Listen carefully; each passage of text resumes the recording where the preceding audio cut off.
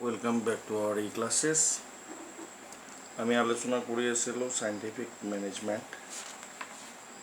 তাৰ ভিতৰত আজি আমি আলোচনা কৰিম scientific techniques of Taylor. What are the basic techniques provided by the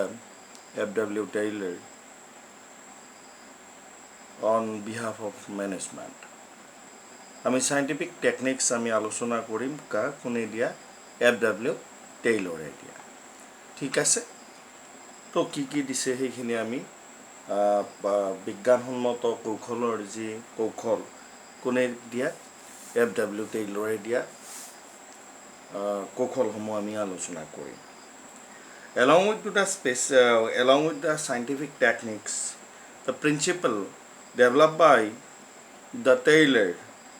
some scientific techniques by conducting various experiments at his workplace. Thus, the common techniques are point number 1, functional foremanship. In this technique, point number 1, functional foremanship. কাৰ্যকাৰিতাৰ আমাৰ ফৰমেনশ্বিপৰ ভিতৰত প্ৰথম যিটো কৌশল কোনে প্ৰদান কৰা F.W. টেইলৰে কি কৈছে তাৰ ভিতৰত থকা বস্তুখিনি চাবা। In this technique, এই কৌশলত the Taylor suggests to the division of the factory into the two departments, planning department and production department, as the Taylor feel that the worker must be free from the burden of the planning and they must be the concentrate on the work and production. The functional foremanshipত কি কৈছিলে যে প্ৰথম যিটো হয় যে টেইলৰে এইটো কথা কৈছিলে যে যিকোনো এটা ফেক্টৰীত যিকোনো এটা সিহঁত দুটা বিভাগ হোৱাটো জৰুৰী।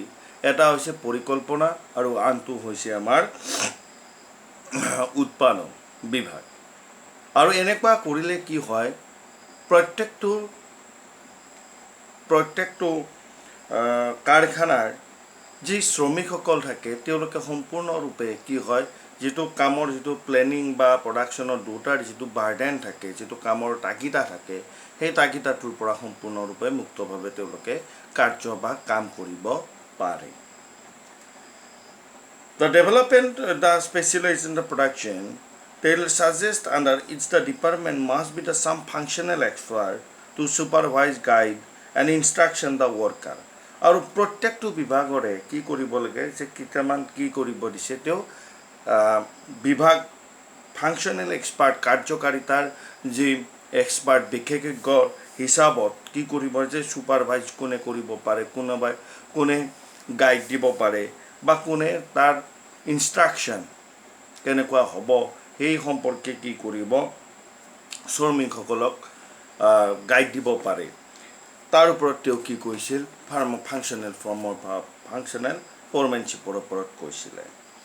দ্য 8 ফাংচনেল তেওঁৰ মতে কৈছিলে যে 8 functional expert suggest by the Taylor. 8টা কি কৰিছিলে তেওঁ ফাংচনেল এক্সপাৰ্ট অৰ্থাৎ কাৰ্যকাৰিতাৰ বিশেষজ্ঞৰ তেওঁ কি কৰিছিল ছাজেষ্ট কৰিছিলে যে কি কাৰ্য হ'ব লাগে বা কি ধৰণৰ ফাংচনেল এক্টিভিটিছ হ'ব লাগে। যে পইণ্ট নম্বৰ 1ৰ ভিতৰত কি কৈছিল চাবা ৰাউট ক্লাৰ্ক, অৰ্থাৎ ৰাউট ক্লাৰ্কে কি কৰিব this functional responsibility fix the sequence the state of performing mechanical and manual job. তেওঁ কি কৰিব ফাংচনেল ফৰমেনশ্বিপৰ ৰাউট ক্লাৰ্কৰ কাম কি হৈছে ফিক্স ছিকুৱেঞ্চ, এটা একদম পৰা স্থিতি এটা মানে ছিকুৱেঞ্চ, আমাৰ ছিকুৱেঞ্চ বুলি কোৱাৰ লগে লগে সঠিক সময়ত কি কৰিব পাৰফৰ্ম কৰিব কিহৰ মেকানিকেল বা মেনুৱেল জব, অৰ্থাৎ যি মেনুৱেল জব আছে সেই সময়খিনিত তেওঁলোকে ৰাউটাৰ ক্লাৰ্কে কি কৰিব কাৰ্য সাধন কৰিব। 2 নম্বৰত কৈছিলে ইনষ্ট্ৰাকশ্যন কাৰ্ড ক্লাৰ্ক, অৰ্থাৎ ইনষ্ট্ৰাকশ্যন কাৰ্ড ক্লাৰ্কৰ কাম হৈছে ইনষ্ট্ৰাকশ্যন দিয়া যে কি কাম কৰিব লাগিব, সাধাৰণ যিবিলাক ইনফৰমেশ্যন দিব লাগে, give the general instruction necessary to the carry out on the job in a special manner. যে কি কাম কৰিব লাগিব বা কি ধৰণৰ কাৰ্য সম্পন্ন হ'ব পাৰে সেই সম্পন্নৰূপে বা সেই কাৰ্য সম্পৰ্কে কি কৰিব সঠিক ৰূপত ৰূপায়ন্তৰ কৰাৰ ক্ষেত্ৰত কি কৰিব সহায় কৰিব 3 নম্বৰত কৈছিলে টাইম এণ্ড কষ্ট ক্লাৰ্ক অৰ্থাৎ the Foreman is a responsibility to fix up the time for starting and completion of the job. He also prepared a cost sheet for every job. যে কি কৰিব টাইম এণ্ড কষ্ট job ক্লাৰ্কে যে fix টাইমৰ ভিতৰত যিটো নিৰ্দিষ্ট সময়ৰ ভিতৰত কামটো কেতিয়া আৰম্ভ হৈছিলে বা ই কেতিয়া শেষ কৰিব কমপ্লিকেশ্যন জব এটা নিৰ্দিষ্ট 10 দিনৰ ভিতৰত 1 দিনৰ ভিতৰত সেই কামখিনি কি কৰিব লাগিব সম্পন্ন হ'ব লাগিব লগত এতিয়াও কি কৰিব তাৰ লগে লগে কষ্ট শ্বীটটো কি কৰিব প্ৰত্যেকটো কাৰ্যৰ পৰিৱৰ্তে প্ৰত্যেকটো কিমান তাত খৰচ হ'ব সেই শ্বীটখনতেও কি কৰিব বনাব ঠিক আছে পাইছোঁ বুজি লগতে কি কৈছে ডিসিপ্লিনাৰিয়ান অৰ্থাৎ যে কাম অকল নহয় যে ৰেসপন্সিবিলিটি কি হ'ব responsibility of the performing the job is orderly and systematic way ই আধিকৃতভাৱে আৰু চিষ্টেমেটিকেলি এটা পদ্ধতিগতভাৱে হ'ব লাগিব অৰ্থাৎ এইটোৱে কি বুজায় যে ডিসিপ্লিনাৰি তাত থাকিব লাগিব আৰু foremanship for eight element under to the operational ডিপাৰ্টমেণ্টে কি কৰিব যে প্লেনিং ডিপাৰ্টমেণ্টৰ এই 4টা আৰু অপাৰেশ্যন ডিপাৰ্টমেণ্টৰ এই 4টা যে এটা কি থাকিব পইণ্ট নম্বৰ 1 গ্যাং বছ all the arrange the all materials machines tools and the resource required for the performing the job so that they in no delay অৰ্থাৎ গ্যাং বছৰ কাম কি হৈছে যে অপাৰেশ্যন ডিপাৰ্টমেণ্টৰ কাম হৈছে কি অৰ্থাৎ তেওঁ কি কৰিব যে মেচিন হওক বা টুলছ হওক বা অন্য যি পৰিসম্পদ যি লাগিব সেইখিনি কি কৰা ঘিন দেৰি নোহোৱাকৈ সঠিক সময়ত কি কৰা উপস্থাপন কৰা 2 নম্বৰটো কোৱা হৈছে দ্য স্পীড বছৰ কাম কি হৈছে ensure the timely complicated the job যে আমি যি নিৰ্দিষ্ট সময়ত কামখিনি আমি সম্পন্ন কৰিবলৈ বিচাৰিছোঁ আৰু সেই সম্পন্ন কৰিবলৈ বিচৰা সময়খিনিতে কি কৰা তাক সম্পন্ন কৰা ইয়াৰ কাম হৈছে স্পীড বছৰ কাম 3 নম্বৰ ৰিপেয়াৰ বছ যে ensure that the machines and the tool are the keep in the working condition যে ৰিপেয়াৰ বছৰ কাম কি হৈছে যে প্ৰত্যেকটো মেচিনাৰী বা প্ৰত্যেকটো আমাৰ যি টুলছ থাকিব সা সৰঞ্জাম থাকিব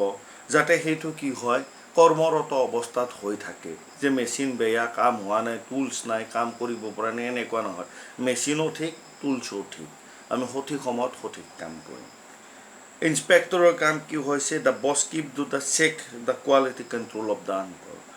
আউটপুট অৰ্থাৎ যি আমি উৎপাদন কৰিছোঁ উৎপাদনৰ কোৱালিটি গুণাগুণ কেনে থাকিব লাগে বা কি হ'ব লাগে বা কি থাকিব লাগে সঠিক ৰূপত আছেনে নাই তাৰ গুণাগুণখিনি যি আমি উৎপন্ন কৰিলোঁ সেইখিনি চোৱাৰ দায়িত্ব কাৰ আমাৰ ইন্সপেক্টৰ এইটো হৈছিল পইণ্ট নম্বৰ 1 কি আছিলে আমাৰ এইটো আমাৰ ফাংচনেল ফৰমেনশ্বিপ দ্য কমন টেকনিক্সৰ পইণ্ট নম্বৰ 1 2 নম্বৰটো হৈছে standardisation and simplification of the work যে কামৰ অকল ষ্টেণ্ডাৰ্ড কৰাই নহয় তাক কি কৰা চিম্প্লিফিকেশ্যন কৰাটো আমাৰ দায়িত্ব যে কেনেকুৱা the step was the business operation the standardization of the output is possible if the standardization is maintain the right formula selection tools equipment machine use maximum output by keeping in mind to the quality standard does not mean only the quality standard but also refer to the standard size type weight measured quality of the production যে ষ্টেণ্ডাৰ্ডাইজেশ্যন মানে অকল যে কামৰ বা machinery নহয়তো কোৱা নাই ষ্টেণ্ডাৰ্ডাইজেশ্যনৰ অৰ্থটো এটি বুজাইছে যে টুলছেই হওক মেচিনেই হওক ইকুইপমেণ্টেই হওক চবতে কি লাগিব ষ্টেণ্ডাৰ্ড থাকিব লাগিব তেতিয়াহে আউটপুটটো কি হ'ব আমাৰ ষ্টেণ্ডাৰ্ডাইজেশ্যন থাকিব যে মেচিন ভাল মেটেৰিয়েল বেয়া তেতিয়াহ'লে আমাৰ কামৰ ষ্টেণ্ডাৰ্ডাইজেশ্যন থাকিব নেকি নাথাকে আমাৰ কি থাকিব লাগিব যে কাম যে মেচিন ভাল লগতে আমাৰ যি ৰ মেটেৰিয়েলছ আছে সেইও ভাল, যি আমাৰ টুলছ আছে সেইও ভাল, যি আমাৰ এনাদাৰ যি আউটপুট থাকিব লাগে সেইখিনিও ভাল। তেতিয়াহ'লে আমাৰ কি থাকিব, আমাৰ কি হ'ব, কামৰ আমাৰ আউটপুট চাইজ ৱেইট চবতে ষ্টেণ্ডাৰ্ডাইজেশ্যন থাকিব। And according to the scientific method, production must be selected to the develop the standardization. আৰু ইয়ে কি কৰিব আমাৰ standardization the manager must make use for the study technique which the including the time study, motion study, fitting study, etc. etc. চবতে আমাৰ কি থাকিব, standardization আমাৰ থাকিব বা simplification। কামক লগে লগে আমি কি কৰিব লাগিব, সহজ ৰূপত ৰূপায়ণ কৰাটো আমাৰ জৰুৰী। ফৰ মডাৰ্ণ টেকনিক্সৰ ভিতৰত কৈছে আমাৰ kaizen, six sigma, it can all be the standardisation, company like Nokia, Apple, Nike, Videocon etcetera using the technique of standardisation. The objectives of standardisation, objectives কি আছে চাবা, to reduce a given line of production in a fixed type, size and characteristics. যে আমি এটা যদি প্ৰডাক্টৰ আমি যদি চাইজ আমি নিৰ্ধাৰণ কৰোঁ, সেইটো কি হ'ব লাগিব, একদম স্থিতিমূলক হ'ব লাগিব।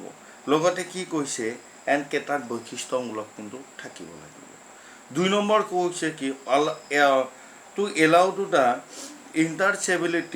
interchangeability to manufacture part and output among the different department and different parts. আমি কি থাকিব লাগিব, যে আমি ইণ্টাৰচেঞ্জেবিলিটি কৰিছোঁ কিহত, আমাৰ মেনুফেকচাৰ পাৰ্ট, আমি উৎপাদনমূলক আমাৰ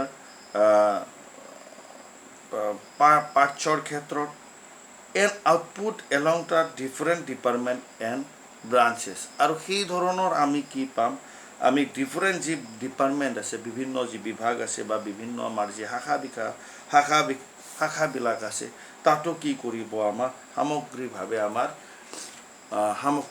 আমাৰ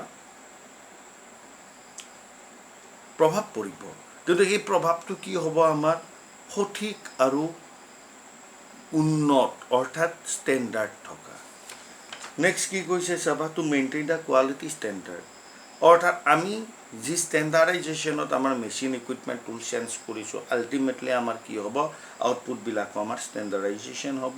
point number 2, to set up the performance standard men and machine. আৰু লাষ্টত কি কৈছে, যে machine standard with men also' be the standard. যদি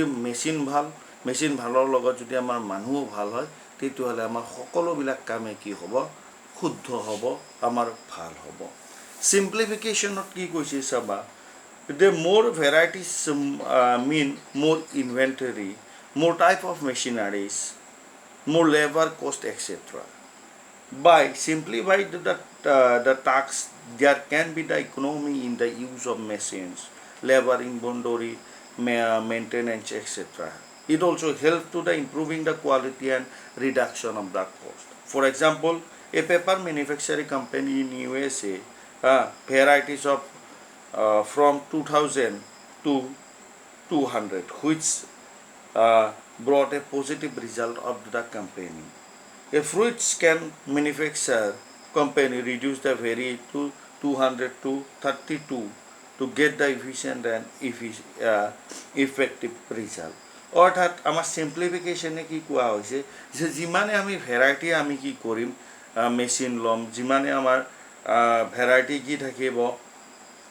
লেবাৰ যদি লওঁ, আমাৰ খৰচটো সিমানে বাঢ়িব। ইয়াতে কি কৈছে, বাই দ্য চিম্প্লিফাইং টু দ্য টাস্ক, আমি যদি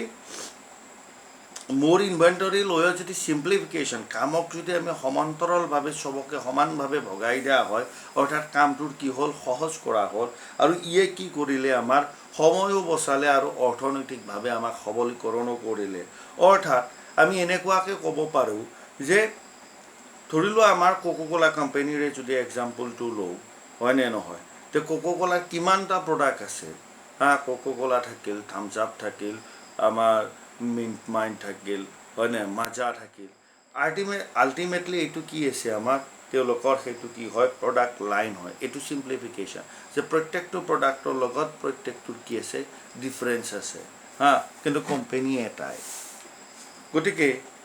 এইটো হৈছে আমাৰ চিম্পলি ইয়াতে, মানে চিম্পলকৈ ইয়াতে বুজাইছে।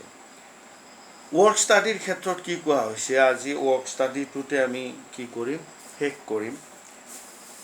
It ensured the maximum production at a minimum cost and getting best contribution from the every factors. যে কি কোৱা হৈছে ৱৰ্ক ষ্টাডিয়ে কি কৈছে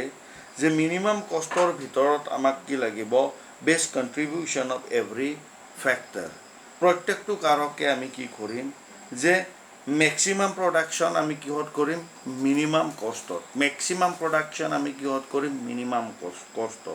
আৰু আমাক কি দিব ইয়ে হৈছে আমাৰ আটাইতকৈ ডাঙৰ কি হয় আমাৰ কণ্ট্ৰিবিউশ্যন বুলি কোৱা হয় উপাদান বুলি আমি ক'ব পাৰোঁ হা ফ্ৰী টেষ্ট ষ্টাডি আৰু মেথড ষ্টাডি তাৰ কাৰণে আমাৰ কি কৰিব লাগিব আমি free test studies the techniques of the find out point number 1 the frequently rest of interval point number 2 duration the rest of interval the number of rest interval হা free ষ্টাডিজৰ ভিতৰত কি কোৱা হৈছিল সাইণ্টিফিক মেনেজমেণ্টে কৈছিল the frequently of the rest interval আমি frequently আমি কিমান rest interval লৈছোঁ 2 নম্বৰত কি কোৱা হৈছে হা to reduce the result of interval কেনেকৈ আমি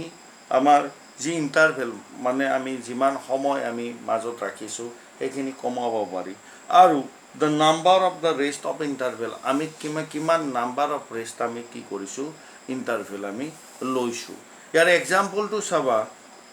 if the 3 shift of work আমি যদি 3টা কামৰ যদি আমি শিফ্ট যদি লওঁ হা if one shift worker get the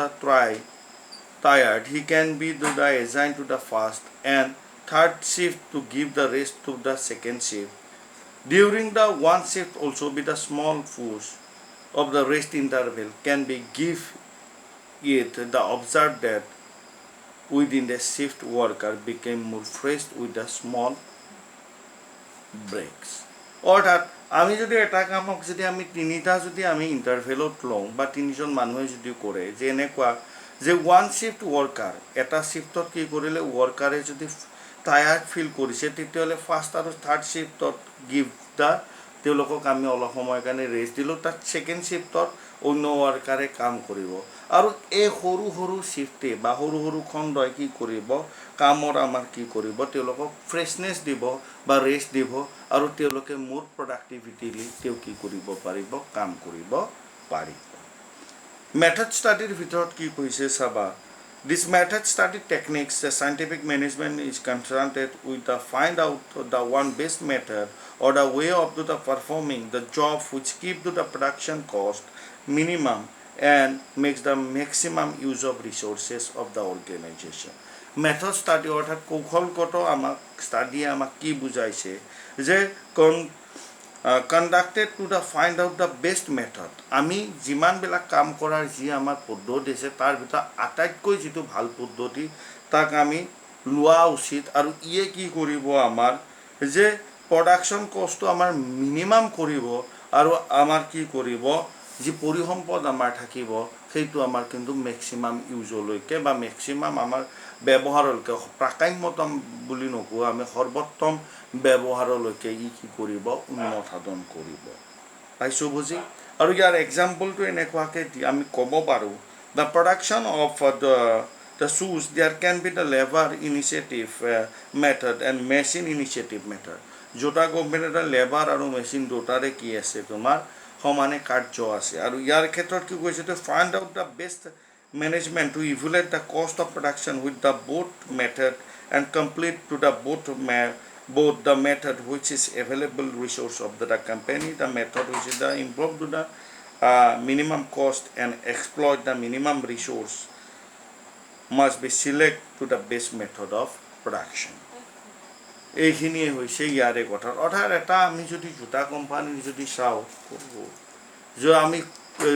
যদি চাওঁ তেতিয়াহ'লে আমাৰ কি হ'ব যে আমি দুটা মেথডৰ ভিতৰত আমাৰ যোনটো বেছি আটাইতকৈ সফল আৰু আমাৰ বেছি ভাল লগা সেই মেথডটো আমি ইউটিলাইজ কৰাটো উচিত যিয়ে আমাক কি কৰিব সময় বচাব লগতে মানুহৰ লগত সেই মেচিনৰ সংযোগে কি কৰিব আমাৰ বেছি আউটপুট দিয়াৰ ক্ষেত্ৰত আমাক সহায় কৰি তুলিব এইখিনি আজি হৈছে আজিৰ টপিকত আলোচনা কৰা বিষয় তো আজিলৈ এৰিছোঁ নেক্সট ক্লাছত ইয়াৰ যিকেইটা বাকী পইণ্ট আছে সেইখিনি আলোচনা কৰিম। তো ধন্যবাদ।